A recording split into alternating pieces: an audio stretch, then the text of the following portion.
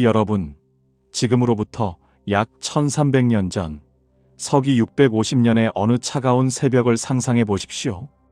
당나라로 향하는 거친 바닷길 위에 낡은 가사 한 벌과 바로 하나만을 든 젊은 수행자가 서 있었습니다. 그의 이름은 의상.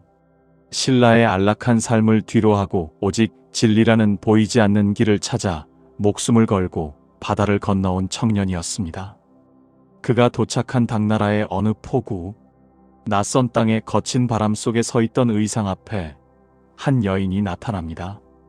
그녀의 이름은 선묘였습니다. 한 사람은 세상을 구원할 지혜를 구하기 위해 인생을 걸었고, 또 한 사람은 그 길을 걷는 이를 지키기 위해 자신의 전생애를 걸기로 결심합니다. 이것은 단순히 두 남녀의 인연에 관한 기록이 아닙니다.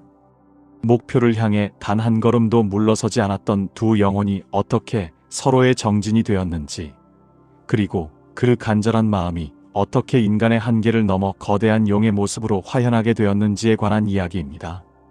1000년이 넘는 세월 동안 경북 영주의 깊은 산속 거대한 바위를 허공에 띄워놓았던 그 지독하고도 아름다운 약속.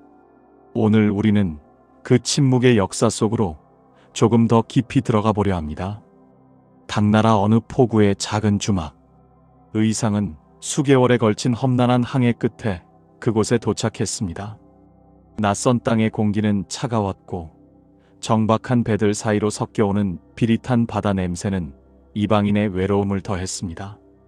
쉴 곳을 찾던 그에게 한 여인이 다가왔습니다. 주막집의 딸 선묘였습니다. 스님, 먼 길 오셨군요. 변변치 않지만 저희 집에서 쉬어 가시겠습니까? 선묘는 의상을 보는 순간 숨이 멎는 듯한 감명을 받았습니다. 그녀가 그동안 보아온 세상의 눈들은 무언가를 소유하려 하거나 생존을 위해 번득이는 눈들 뿐이었습니다. 하지만 의상의 눈은 달랐습니다. 마치 깊고 푸른 호수처럼 고요하면서도 그 바닥에는 결코 꺼지지 않는 구도의 불꽃이 타오르고 있었습니다. 세속의 욕심이라고는 찾아볼 수 없는 오직 진리만을 향한 간절함과 고결함이 그의 낡은 옷차림 너머로 빛나고 있었습니다. 다음 날 아침, 보찜을 꾸려 떠나려는 의상을 선묘가 불러 세웠습니다. 스님, 이 험한 길을 지나 어디로 가시려는 겁니까? 종남산으로 갑니다. 그곳에서 화엄경을 배우려 합니다. 제가 도울 수 있는 일이 있다면 말씀해 주십시오. 무엇이든 하겠습니다. 의상은 말없이 고개를 저으며 포구를 떠나 멀어져 갔습니다. 의상이 포구를 벗어나 산길로 접어들 때까지 선묘는 그 자리에 붙박인 듯 서 있었습니다. 먼지 날리는 길 위로 스님의 회색 가사가 점이 되어 사라질 때까지 선묘는 자신의 가슴 속에서 무언가 거대한 운명이 소용돌이치는 것을 느꼈습니다.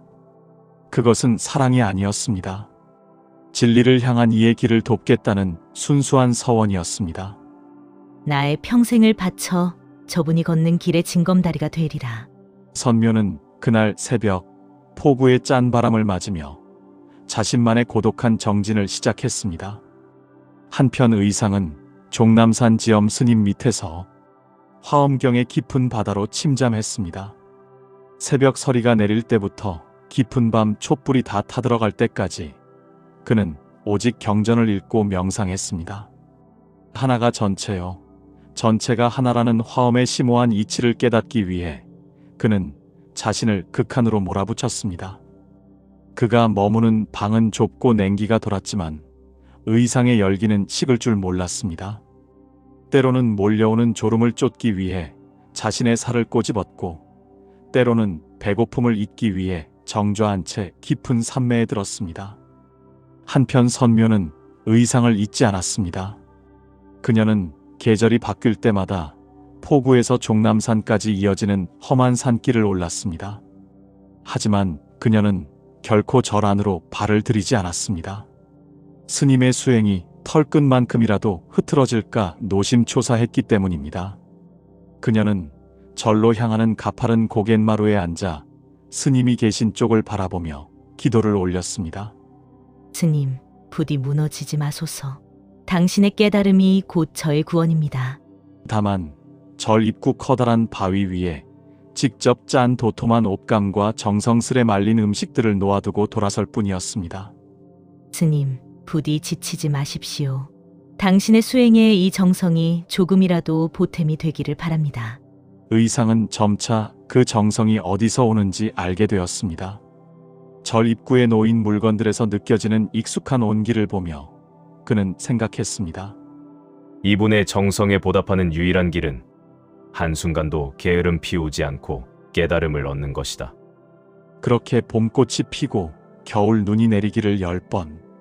선묘는 변함없이 찾아왔고 의상은 변함없이 자리를 지켰습니다.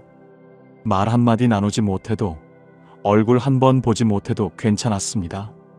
두 사람의 정지는 그렇게 서로를 지탱하며 10년의 시간을 채웠습니다. 어느 날 의상에게 급한 소식이 전해졌습니다. 신라가 위태롭다는 전갈이었습니다. 의상은 서둘러 귀국을 준비하고 배에 올랐습니다. 선묘는 그날따라 가슴이 두근거렸습니다. 포구의 파도가 예사롭지 않았고 갈매기들의 울음소리도 평소보다 처절하게 들렸습니다. 포구로 나가보니 사람들이 웅성거리고 있었습니다. 신라 승려들이 모두 떠난다더라. 선묘는 집으로 달려가 준비해둔 법복과 바로를 챙겨 항구로 뛰어갔습니다. 그녀의 숨소리는 거칠었고 버선발은 돌부리에 걸려 피가 났지만 멈출 수 없었습니다. 하지만 늦었습니다. 의상이 탄 배는 이미 수평선 너머로 멀어지고 있었습니다. 선묘는 그 자리에 주저앉았습니다. 10년을 기다렸는데. 그녀는 멀어지는 배를 향해 가사와 바로를 던졌습니다. 그것들은 기적처럼 바다 위를 흘러 의상의 배 안으로 들어갔습니다. 하지만 선묘의 마음은 거기서 멈추지 않았습니다. 옷과 그릇만으로는 부족하다. 풍랑이 저 배를 덮치면 어찌할 것인가? 저 스님의 몸을 누가 지킬 것인가? 하지만 그녀는 곧 눈물을 닦고 일어섰습니다. 그녀의 눈빛은 이전보다 더 맑고 단호해졌습니다. 그녀는 두 손을 모으고 하늘을 향해 외쳤습니다. 부처님, 저희 정성이 진실하다면 제 몸을 거대한 용으로 변하게 하소서. 저 배가 무사히 바다를 건너 신라 땅에 닿을 때까지 제가 저분을 지키게 하소서. 선묘는 망설임 없이 거친 파도 속으로 몸을 던졌습니다. 그 순간 하늘에서 번개가 내리쳤습니다. 바다가 요동치더니 물속에서 황금빛 비늘을 가진 거대한 용이 솟구쳐 올랐습니다. 선묘는 죽음을 넘어 용이 되었습니다. 황룡은 바닷속으로 잠수하여 의상이 탄 배 아래로 들어갔습니다. 배 위의 의상은 이상한 느낌을 받았습니다. 분명 집어삼킬 듯한 폭풍우가 몰아치고 있는데 배는 마치 무언가에 떠밀리듯 평온하게 앞으로 나아갔습니다. 의상은 난간을 붙잡고 경랑 속을 내려다보았습니다. 칠흑 같은 물밑에서 번뜩이는 황금빛 비늘과 자신을 바라보는 슬프고도 형형한 눈빛을 마주한 순간 의상은 깨달았습니다. 선묘 보살, 당신입니까? 나의 10년 공부가 정진인 줄 알았더니 나를 위해 바다에 몸을 던진 당신의 이 처절한 서원이야말로 진짜 정진이었군요. 보살이시여, 당신이 용이 되어 나를 지키듯 나는 깨달음이 되어 세상을 지키겠습니다. 당신의 눈물을 결코 헛되게 하지 않겠습니다. 의상은 알았습니다. 이것은 선묘 보살의 힘이었습니다.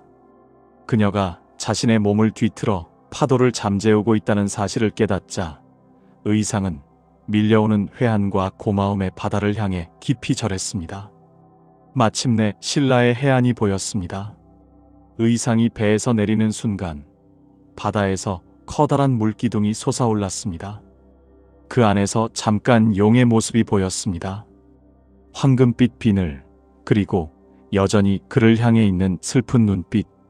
의상은 멀어지는 파도를 향해 다시 한번 고개를 숙였습니다. 의상은 봉황산에 이르렀습니다. 화엄의 가르침을 꽃 피우기에 최고의 명당이었지만 그곳에는 이미 500명의 도둑대가 자리 잡고 있었습니다. 스님, 여기는 우리 땅이요. 죽고 싶지 않거든 당장 물러나시오. 도둑들이 칼을 빼들고 달려들려던 바로 그때였습니다. 갑자기 하늘이 어두워지더니 의상의 머리 위로 믿을 수 없는 광경이 펼쳐졌습니다. 거대한 바위 하나가 중력을 무시한 채 공중에 둥실 떠오른 것입니다. 집채만 한 바위가 공중에서 아래 위로 흔들리며 금방이라도 도둑들을 짓누를 듯 위협했습니다. 용으로 변했던 선묘가 이번에는 하늘에 뜬 바위로 나타난 것입니다. 바위는 마치 살아있는 생물처럼 도둑들의 머리 위를 위태롭게 오가며 웅장한 소리를 내었습니다. 으악! 바위가 떨어진다. 도망쳐. 도둑들은 비명을 지르며 혼비백산하여 흩어졌습니다. 의상은 고요히 서서 공중의 바위를 향해 합장했습니다. 보살이시여, 고맙습니다. 바위는 도둑들이 모두 사라진 뒤에야 산 뒤편에 조용히 내려앉았습니다. 그제야 봉황산에는 다시 평화로운 새소리가 들려오기 시작했습니다. 의상은 그 자리에 절을 지었습니다. 도둑이었던 이들도 감동하여 돌아와 절 짓는 것을 도왔습니다. 의상은 절의 이름을 부석사라 지었습니다. 낙성식 날 법당 아랫땅에서 희미한 황금빛이 새어나왔습니다. 의상은 무릎을 꿇고 땅을 향해 나직이 말했습니다. 선묘 보살이시여, 이제 그만 편히 쉬십시오. 하지만 대답은 없었습니다. 다만 따뜻한 기운이 지면을 타고 의상의 온몸으로 전해졌습니다. 선묘는 마지막으로 변신했습니다. 그녀는 땅속 깊은 곳으로 스며들어 거대한 성룡이 되었습니다. 머리는 법당 아래에 두고 꼬리는 석등 아래까지 닿는 모습으로, 그것은 잠시 머물다 떠나는 사랑이 아니라 영원히 곁에 머물며 지탱하겠다는 정진의 완성이었습니다. 의상은 그날 이후 법당을 거닐 때마다 발바닥에 닿는 흙의 감촉에서 선묘의 숨결을 느꼈습니다. 그는 매일 새벽 예불을 올릴 때마다 바닥에 머리를 맞대고 나직이 읊조렸습니다. 보살이시여, 당신이 지키는 이 터 위에서 내가 더 깊은 진리를 전하리라. 하지만 대답 대신 따뜻한 온기만이 발끝에 느껴질 뿐이었습니다. 신라가 망하고 고려가 세워지고 조선을 거쳐 현대에 이르기까지 부석사는 그 모든 시간을 견뎌냈습니다. 전쟁이 일어나도 화재가 나도 부석사의 무량수전만은 기적처럼 그 모습을 유지했습니다. 사람들은 이것을 기적이라 말하지만 그 기적의 이면에는 한 여인의 소리 없는 정진이 있습니다. 1960년대 부석사 앞마당을 보수하던 사람들은 땅속에서 기이한 것을 발견합니다.